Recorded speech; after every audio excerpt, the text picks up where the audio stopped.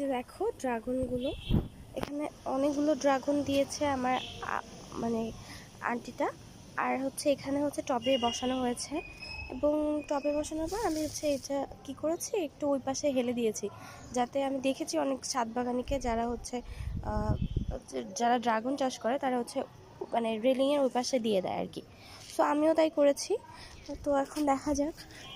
আসলে পুরো বাগানটা আমার বাবা হ্যান্ডেল করে, তো হচ্ছে বাবাই করেন। তো বাবার থেকে আমার শেখা, যে বাবার থেকে আমি হয়তো মানে একটু কাজে ব্যস্ত থাকার কারণে, পড়াশোনার ব্যস্ত থাকার কারণে হয়তো সময় দিতে পারি না, বাট আমার খুব ইচ্ছা এখানে সময় দেওয়ার, বাট আমি সময় ম্যানেজ করতে পারছি না। তো হচ্ছে ব্যাপারটা কি হয় যে হচ্ছে ড্রাগনগুলো, এখানেও কিছু ড্রাগন আছে, তো হচ্ছে ড্রাগনগুলোর প্রতি আমার খুবই আকর্ষণ, কারণ আমার ড্রাগন ফল খেতে খুব ভালো লাগে। আর প্লাস ড্রাগন ফলগুলো না একটা আলাদা, ওদের একটা মানে দেখেন সবার থেকে এটা আলাদা। সো আমার এটা খুব ইন্টারেস্ট লাগে যে আসলে এটা কীভাবে গ্রো হয়, কীভাবে এর ভিতর লাল ফুল হয় বা কি সাদা ফুল হয়। তো আমার দেখার খুবই ইচ্ছা।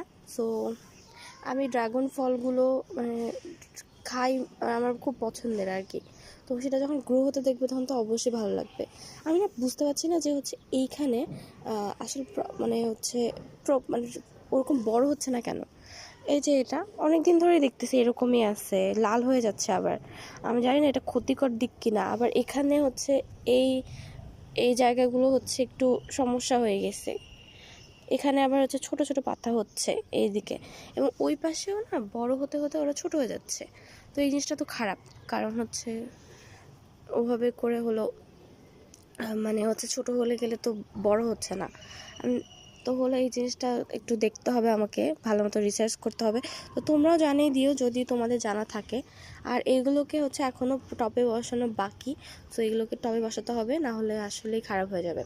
ও তোমাদেরকে দেখায় আমাদের মানে হচ্ছে আম হয়েছে। সো এটা হলো আমাদের আমের গাছ। বেসিক্যালি এটা আমাদের মামির গাছ। তো অনেকগুলোই মুকুল ধরেছে, এবং আমাদের পাশের বাসায়ও অনেকগুলো মুকুল ধরেছে। তো এটা খুব ভালো লাগে। তো এটাই ছিল ড্রাগনের আপডেট। তো দেখা যাক কী হয়।